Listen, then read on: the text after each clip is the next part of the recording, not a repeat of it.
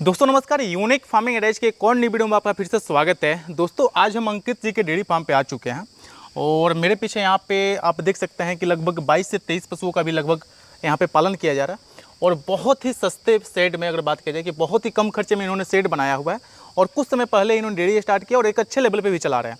अपना खुद का साइलेज भी तैयार कर रहे हैं, पशु के ब्रीडिंग पर भी काम कर रहे हैं और इनके पास 30 से ज़्यादा दूध देने वाली पशु भी है कहीं ना कहीं।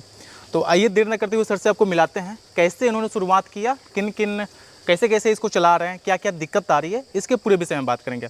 सर सबसे पहले स्वागत है आपका हमारे चैनल में। नमस्कार, आपका हमारे इस डेयरी फार्म पे आपका हार्दिक बंदन अभिनंदन है। आप उतनी दूर से आए, अयोध्या के इस पावन धरा पे आपका वेलकम है। बिल्कुल सर, और हम चाहेंगे कि एक बार थोड़ा सा लोकेशन बता दीजिए कि फार्म का लोकेशन। ये हमारा डेयरी फार्म परिवार डेयरी फार्म करके है, जिसका हमारे डेयरी फार्म का नाम है और ये अयोध्या जनपद के बीकापुर ब्लॉक में ये पड़ता है। एक गांव पड़ता है सिवतर ग्राम सभा। सिवतर ग्राम सभा में एक गुलजार पांडे का पुरव छोटा सा गांव है, गुलजार पांडे का पुरव वहाँ पे स्थित है। और लैंडमार्क की बात करें तो लता केमिकल फैक्ट्री के जस्ट सामने हमारा ये डेयरी फार्म है। परिवार डेयरी फार्म से हमारी यूट्यूब चैनल भी है, सारे सोशल मीडिया अकाउंट भी है, आप वहाँ भी सर्च कर सकते हैं। बिल्कुल बिल्कुल, और खुद का इनका चैनल भी है, तो इस पे ये डेली रूटीन में आप वीडियो भी डालते हैं। ठीक है, थोड़ा सा फार्म में चलते हुए सर बात करें। बिल्कुल आइए।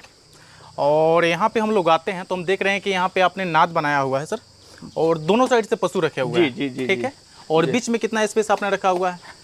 अगर हम स्पेस की बात करें तो करीब 4 फीट है स्पेस। 4 फीट स्पेस है जी। और पशु की खुरली की बात कीजिए कि कितना नाद का आपने चौड़ाई रखा हुआ है? तो इसका करीब 1.5 से 2 फीट के बीच में है चौड़ाई। ठीक है, 1.5 से 2 फीट है। और डेप्थ आपने कितना रखा हुआ, गहराई?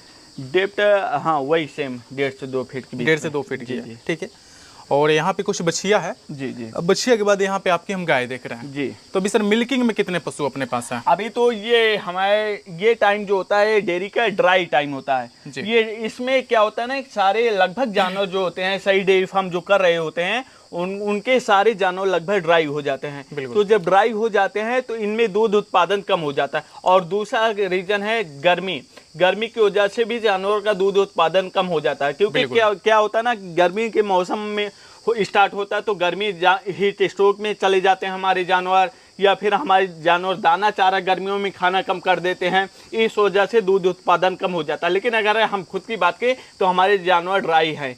इस समय 5 जानवर मिल्किंग में हैं। ओके जी। और लगभग 5-6 जानवर जो आपके ड्राई में हैं। जी। दूध पे कितने? 11 पशु आपके पास हैं। जी। ठीक है, और उसमें बात कीजिए कि एक भैंस भी है आपके पास। जी। भैंस खुद के इस्तेमाल के लिए रखे? हाँ, खुद के इस्तेमाल के लिए रखे। लेकिन हमारी ये भैंस जो है हमारे डेयरी फार्म पे सबसे हाईएस्ट अगर रिकॉर्ड करें तो हम बताए, जैसे हमारा यूट्यूब चैनल भी है तो वहाँ पे मैंने लाइव वीडियो की डाला भी है। इसने 16 लीटर से 18 लीटर इसने रिकॉर्ड किया है दोनों टाइम का। क्या बात। तो अभी जो है गर्मियों का सीजन है, तो आप जानबूझकर ही मतलब इस समय पशु का ड्राई करते हैं और उसी हिसाब से सीमेंट कहीं ना कहीं पशु को डलवाते हैं कि अगर जो सही पशुपालक होंगे, जो एक्टिव पशुपालक होंगे, जिन्हें जानकारी होगी, वो सही टाइम पे सीमेंट करवाएंगे, जिससे उनके जानवर सितंबर, अक्टूबर, नवंबर तक जाके बच्चा दे। क्योंकि अगर हमारे जानवर गर्मी में बच्चा दे रहे हैं तो कभी कभी क्या होता है, अबॉर्शन की समस्या आती है, हमारे जानवर बच्चा बाहर फेंक देते हैं, या फिर हमारे जानवर अगर बच्चा कर भी रहे हैं तो पूरी तरह दूध उत्पादन पीक पे नहीं आ पाएगा और हमारे जानवर हीट स्ट्रोक में भी चले जाते हैं, हमारे जानवर दाना चारा खाना कम कर देते हैं। तो इस वजह से हमें इस टाइम पे हमें पशुपालक भाइयों के एआई करवाना चाहिए, जिससे हमारे जानवर जुलाई मतलब सितंबर, अक्टूबर या नवंबर के बीच में हमारे जानवर बच्चा दें। ओके, और गर्मी में कहीं ना कहीं ड्राई पे रहे। जी। आपके पास ये जो पशु हम देख रहे हैं, कितने मिल्क देने वाले पशु हैं? अच्छा, हमारे अगर हम मिल्किंग की बात करें तो हमारे पास जितने भी अभी जानवर हैं सारे 25 लीटर के ऊपर दूध देने वाले हैं। लेकिन अगर हम हाईएस्ट अगर बात करें तो हमारे पास 36 साढ़े 36 लीटर दूध रिकॉर्ड की थी। जो ये आप गाय देख रहे होंगे, ये अभी प्रेजेंट टाइम पे ड्राई पे है और इसने करीब 36-37 लीटर के आसपास इसने रिकॉर्ड किया था दूध को। ओके, और ये फर्स्ट टाइमर है? नहीं, ये इस बार 3rd टाइमर प्रेग्नेंट है। अच्छा, 3rd टाइमर प्रेग्नेंट है। 2nd टाइम तक आपके पास दूध मतलब ये जी की है। और इसको कहाँ आपने खरीद करके लाया था या कैसे घर की गाय है? नहीं, इसको हम बाहर से खरीद के लाए थे। बाहर से खरीद के लाए थे। कितना समय आपको हो गया लगभग डेयरी फार्मिंग में? करीब 1 से 1.5 साल हो गया है। इसके पहले किया था मैंने करीब 6 से 8 साल पहले मैंने डेयरी फार्म किया था। अच्छा। लेकिन डेयरी फार्म जब किया था तो उस टाइम हमें नॉलेज नहीं थी। नॉलेज ना होने की वजह से हम डेयरी में पूरी तरह सक्सेस नहीं हो पाए, तो वहाँ हम फेल हो गए। अच्छा जी। तो अभी पुनः 1 से 1.5 साल पहले मैंने इस डेयरी फार्म को स्टार्ट किया है। ठीक है। तो 7-8 साल पहले भी आपने शुरू किया जी, था। जी, जी। तो उस समय आपने क्यों बंद कर दिया? उस टाइम हमें क्या था कि बंद करने के पीछे बहुत सारे रीजन थे। नॉलेज ना होना, दूध का रेट सही ना मिलना, फीड मैनेजमेंट सही ना होना, इस वजह से हम डेयरी में फेल हो गए थे। ठीक है। और फिर आप जब अभी किए तो आपने प्रॉपर सीख करके काम जी, चालू जी, किया। जी, जी। आपने कहाँ पे जा करके सीखा? अच्छा, अभी जब हमने करीब 1 से 1.5 साल पहले अगर मैंने शुरुआत किया है, तो इसकी ट्रेनिंग मैं गुजरात जाके लिया हूँ और मेरठ में ट्रेनिंग किया। उसके बाद ये हमारे अयोध्या में नरेंद्र देव कृषि विश्वविद्यालय, यहाँ पे मैंने ट्रेनिंग किया। मैं 3 जगह और ऑनलाइन भी ट्रेनिंग किया हूँ। ओके। तो प्रॉपर कहीं ना कहीं डेयरी सीख करके जी, तब आपने इसमें आए। जी, जी। और आने के बाद कहीं ना कहीं ये कभी सफल आप काम कर रहे हैं? जी, जी, जी। 1.5 सालों में ऐसा भी कभी समय आया जिस समय आपको मतलब सबसे ज़्यादा खराब समय हुआ, या कोई बीमारी ऐसा आया जो आपको फेस करना पड़ा डेयरी फार्मिंग में? एक बार हमें फेस करना पड़ा, जैसे जानों में टीकाकरण होता है, जो एफएमडी हो गया, लंपी हो गया, इन सब की टीकाकरण। तो क्या होता है ना कि जैसे हमने टीकाकरण नहीं करवाया था अपनी जानों को एफएमडी का। तो कुछ जैसे बाहर से ये लोग आते रहते हैं हमारे डेयरी फार्म पे विजिट करने आते हैं, तो कुछ लोग आ गए थे, तो उन्हीं आने की वजह से जानवरों को ये एफएमडी हो गया। तो एफएमडी हो गया तो ये हमारे जानवर उस टाइम काफ़ी ज़्यादा हम लॉस में चले गए थे। लॉस में जाने का रीज़न ये है कि जब जानवरों को एफएमडी होता है तो उनके जीभों में बड़े बड़े छाले हो जाते हैं। जानवर कई दिनों तक दाना चारा खाना कम कर देते हैं। उसके बाद अगर आप सही ट्रीटमेंट नहीं कर रहे हैं, आपको सही नॉलेज नहीं है, तो आपके जानवर एक्सपायर भी कर सकते हैं। उसमें हमारी जो डेयरी की सबसे अच्छी गाय थी, जिसकी बात करें, तो वो एफएमडी में एक्सपायर कर गई।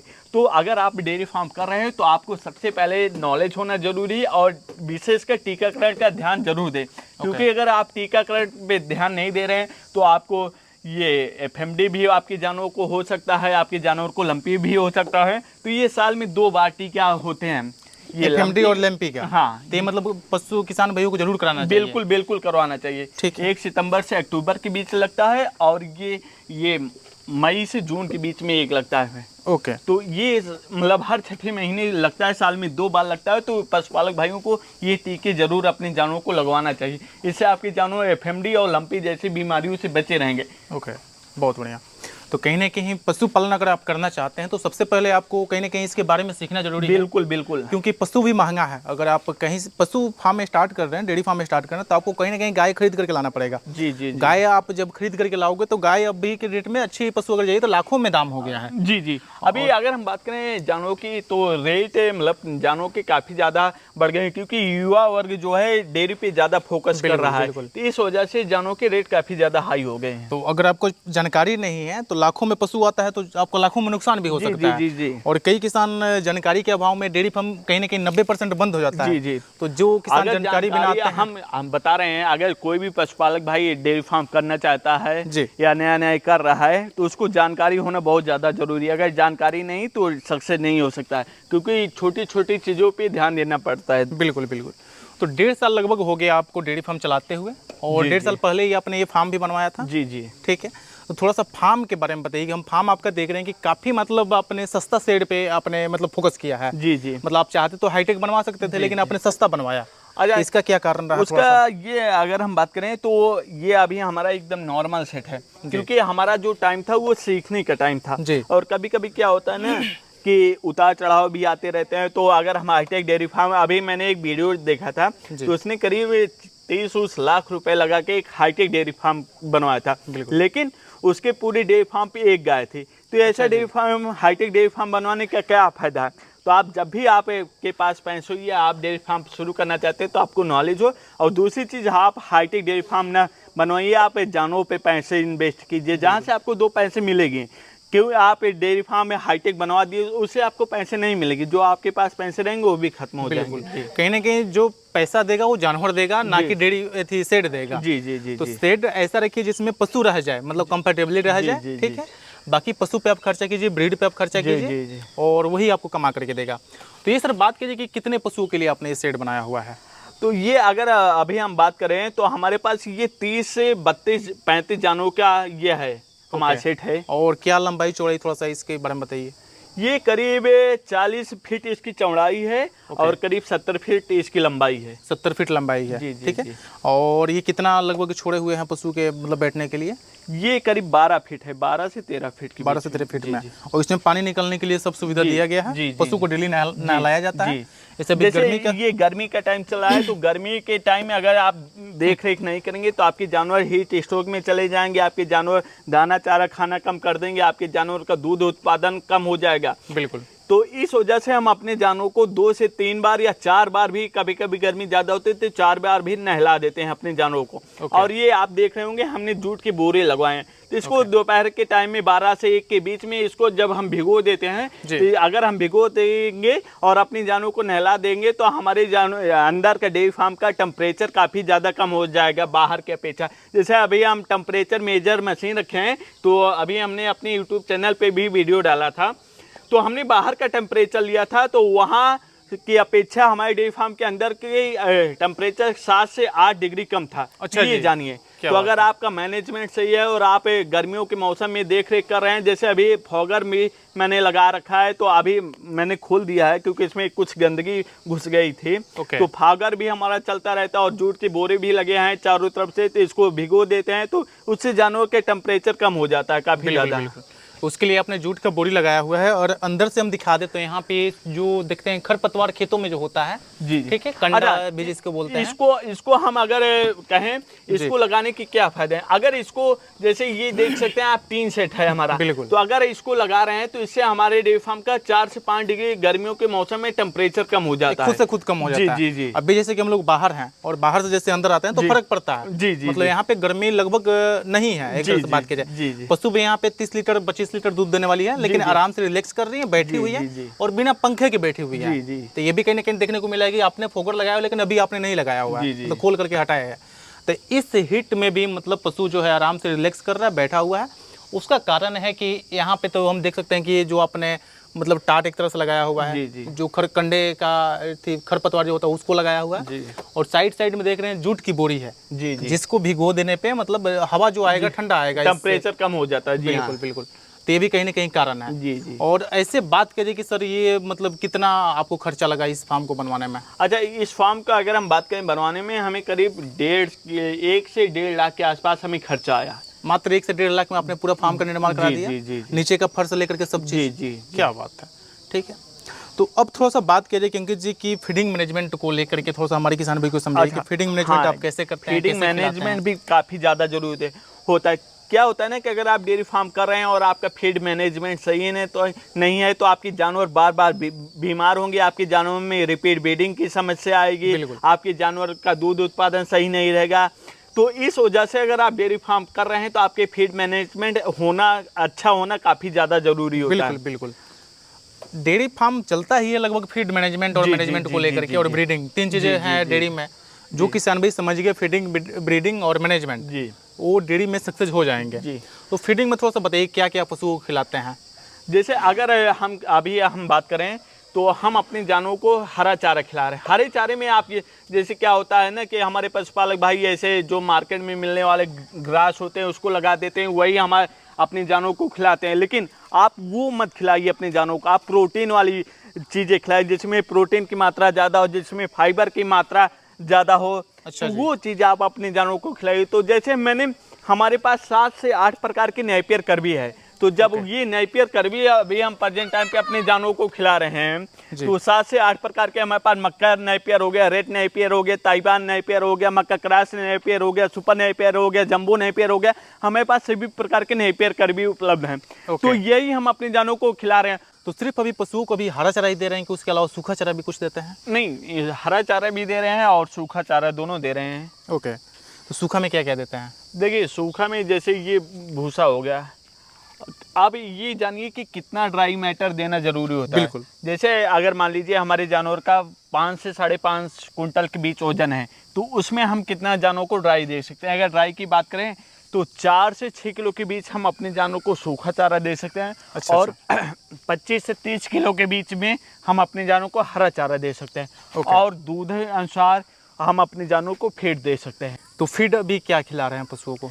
हाँ, अगर हम फीड की बात करें तो जो यूपी का सबसे अच्छा, हमारी यूपी का सबसे अच्छा फीड है माँ डेयरी फीड। एक सुधीर सर हैं, ये हमारे बगल के जनपद बाराबंकी में, उनके पास करीब 400-450 जानवर हैं। वो खुद का फीड तैयार करते हैं, तो उन्हीं का फीड तैयार मैं अपने जानवरों को खिला रहा हूँ। तो यूपी का सबसे अच्छा फीड है। और अगर हम बात करें, अगर हमारे जानवर 20 लीटर दूध दे रहे हैं तो कितना फीड देना चाहिए? अगर आपके पास गाय है तो 400 ग्राम, 1 लीटर पे 400 ग्राम फीड देना चाहिए। अच्छा जी। हाँ, अगर भैंस की बात करें, अगर आपके पास भैंस है तो 1 लीटर दूध दे रहे तो उस पर 500 ग्राम फीड देना चाहिए। ओके। इसके अलावा भी हम देख रहे हैं चारा और सूखा और फीड के अलावा भी यहाँ पे आप साइलेज तैयार कर रहे हैं। जी जी जी जी। तो अपना साइलेज खुद बना रहे हैं? जी हाँ, फर्स्ट टाइम मैंने अपना साइलेज खुद तैयार किया है।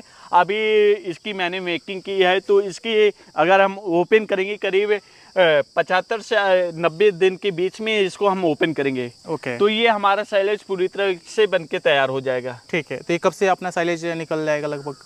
ये अगर हम बात करें तो ये सितंबर तक ये हमारा साइलेज निकल जाएगा। ठीक है। तो थोड़ा सा फार्म की तरफ चलते हैं। जी जी जी। और यहाँ पे पीछे भी हम देख रहे हैं, यहाँ पे पूरा आप चारा लगाए हुए हैं नेपियर का। ठीक है जी। और यहाँ पे ये वेस्टेज गोबर का निकलता है इस साइड। तो फिर गोबर का वेस्टेज आप क्या करते हैं? अभी तो जैसे हम आपको पता है कि मक्का की खेती करते हैं साइलेज के लिए। ओके। तो उस खेतों में हम डलवा देते हैं। तो इसे अगर खेतों में डलवा दे रहे हैं ना, तो उससे हमारे जो मक्के हम तैयार करते हैं उनका ग्रोथ काफ़ी अच्छा होता है। ओके। और यहाँ पे हम देख रहे हैं कि ये जो बनाए हुए हैं ये पशुओं के उपचार के लिए बनाए हुए हैं, मतलब यहाँ पे उपचार होता है पशुओं का? पशुओं के उपचार के लिए भी बनाए हैं और जानवर के मिल्किंग के लिए भी हम बनाए हैं। जैसे ये मिल्किंग मशीन है और हमें मॉर्निंग इवनिंग में जानवरों का दूध निकालना होता है, तो यहाँ पे हम जानवरों को लाके उनका दूध निकालते हैं। अच्छा जी।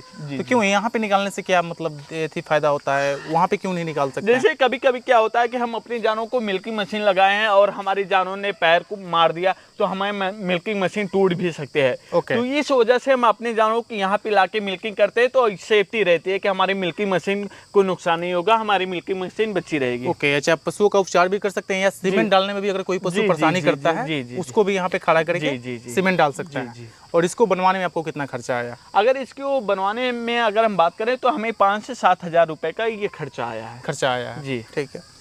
तो अब बात कर लेते हैं मेन पॉइंट पे। ठीक है कि अभी आपको 1.5 साल हो गया फार्मिंग चलाते हुए। ठीक है। और 1.5 सालों में एक अच्छा खासा अनुभव भी कहीं ना कहीं आपको हो गया है। ठीक है जी। तो अभी बात कीजिए कि अपने फार्म पे दूध का प्रोडक्शन कितना हो रहा है, कहाँ पे इसको सेल किया जा रहा है? अच्छा, और क्या रेट सेल किया जा रहा है? हम बात करें कितना प्रोडक्शन हो रहा है, तो अभी हमारे आपको जैसे बताया वीडियो के माध्यम से हमारे ज़्यादातर जानवर ड्राई हो चुके हैं। तो ड्राई जब हो चुके हैं तो दूध वैसे भी कम हो जाएगा, और गर्मी का सीजन है तो गर्मी में अगर आपका मैनेजमेंट सही भी है तब भी थोड़ा बहुत दूध कम हो जाता है। लेकिन अभी अगर हम बात करें हमारे पास कितना दूध हो रहा है, तो 80 से लेके 100 लीटर के बीच में हमारे पास दूध हो रहा है। ओके। और ये दूध कहाँ पे बेच रहे हैं? अच्छा, हमारे पास ये प्राइवेट संस्थाएं हैं हमारे आसपास की मार्केटों में, आसपास में, तो वहाँ पे अभी हम इस दूध को सेल कर रहे हैं। ओके। क्या रेट लगभग निकल जाता है? रेट की बात करें तो अगर हम गाय के दूध की बात करें तो उसमें फैट और एसएम काफ़ी कम होता है। अगर हम फैट की बात करें तो 2.5% से लेके 3.8% तक होता है। तो इस वजह से दूध का रेट कम लगता है। और एसएनएफ की बात करें तो एसएनएफ वही बहुत ज़्यादा होता है, 6 या 7.5 तक बहुत ज़्यादा, या 8 पॉइंट हो गया, इससे ज़्यादा एसएनएफ नहीं होता। तो दूध अगर हम गाय की बात करें तो हमारा दूध 45 से लेकर 48 रुपए लीटर जा रहा है। अच्छा, निकल जाता है, मतलब संस्था पे दे करके 45 से 48 रुपए दूध आप निकाल रहे हैं। तो कहीं ना कहीं एक अच्छा रेट में दूध भी आप सेल कर रहे हैं। और अगर हम बात करें तो आप ये गायों में 89% उनके दूध में पानी होता है। अब उसी में 7 से 8% स्नेप हो गया और 3 से 4 वही फैट हो गया, तो वही जाके 100 हो जाता है। ओके। तो अभी जो आपके फार्म पे अगर देखा जाए कि मिल्किंग में पशु ऐसे 11 हैं, अभी 5 ही मिल्किंग में है, बाकी पशु ड्राई पे हैं कहीं ना कहीं, और ये भी पशु ड्राई के कगार पे ही है कहीं ना कहीं। ठीक है।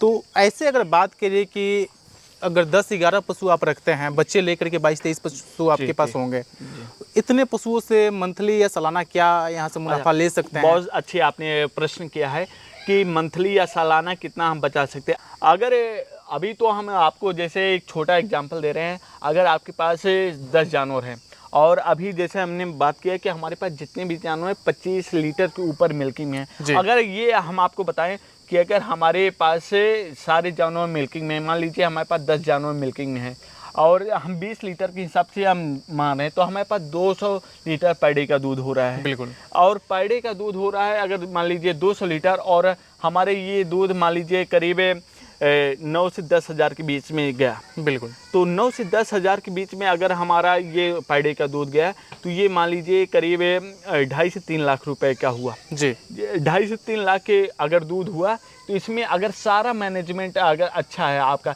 तो 40 से 50% खर्चा आ जाता है। ओके। और अगर और अच्छा, इससे अच्छा जितना 45-48 से ऊपर ज़्यादा रेट में जा रहा है, तो ये 30-40% खर्चा आ जाता है। लेकिन मतलब कि अगर आप दूध को रिटेल करते हैं तो उसमें भी आपका दूध अच्छा मुनाफा ले सकते हैं। जी जी जी जी, ठीक है जी। तो अभी जैसे हमने बताया 45 से 48 रुपए में अगर हम दूध बेच रहे हैं, तो अगर 200 लीटर दूध हो रहा है, तो 9 से 10 हज़ार के बीच में हम दूध पर डे का सेल कर रहे हैं जी। तो अगर सेल कर रहे हैं तो उसमें 50% हम खर्चा मान लेते हैं। ओके। तो मतलब ये करीब 4 से 5 हज़ार के बीच का। ठीक। तो 4 से 5 हज़ार और 4 से 5 हज़ार हमारा पर डे का बचेगा। तो मंथली का अगर हम जोड़ लेंगे तो ये जाके हो जाता है 1.5 लाख रुपए मंथली का। बिल्कुल। तो लेकिन अब कहाँ समस्या आती है, एक टाइम ऐसा भी आता है कि हमारे जानवर ड्राई होते हैं। बिल्कुल। तो अब उस ड्राई टाइम में आपके जानवर का दूध कम हो जाता है, या फिर उनको दूध बंद कर देते हैं जानवर देना, तो या घर से खिलाना पड़ता है कहीं ना कहीं, एक तरह से बात किया जाए। तो उस टाइम अगर हम सालाना बात करें कि कितनी प्रॉफिट होती है, तो अगर मान लीजिए आपके पास 10 गाय हैं और आपकी मैनेजमेंट सही है, सारी चीज़ें हैं,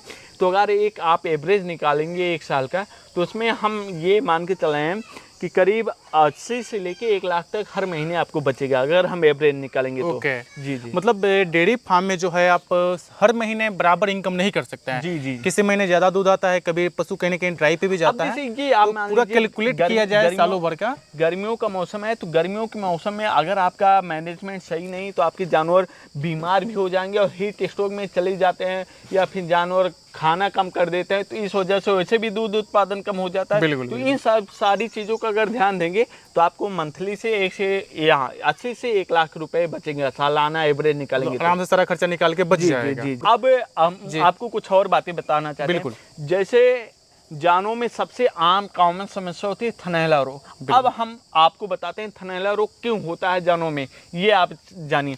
जैसे हमारे जानवर हैं कि जब भी हमारे डेयरी फार्म पे गंदगी होती है, या फिर हमारे जानवर गंदे स्थान पे बैठते हैं, या फिर हमारे जानवर खराब फीड को खाते हैं, या फंगस लगे चारे को खाते हैं, तो इस वजह से हमारे जानवरों को थनैला होता। और एक बार कभी थनैला होता है, तो थनैला अगर देखें तो 2 प्रकार के होते हैं, एक क्लिनिकल और एक सब क्लिनिकल थनैला होता है। तो इसमें एक जो थनैला होता है, एक थनैले में क्लिनिकल थनैले में क्या होता है कि मतलब गांठ वगैरह बनी रहती है और दूध कम कर देते हैं जानवर, फैट स्नैप कम हो जाता।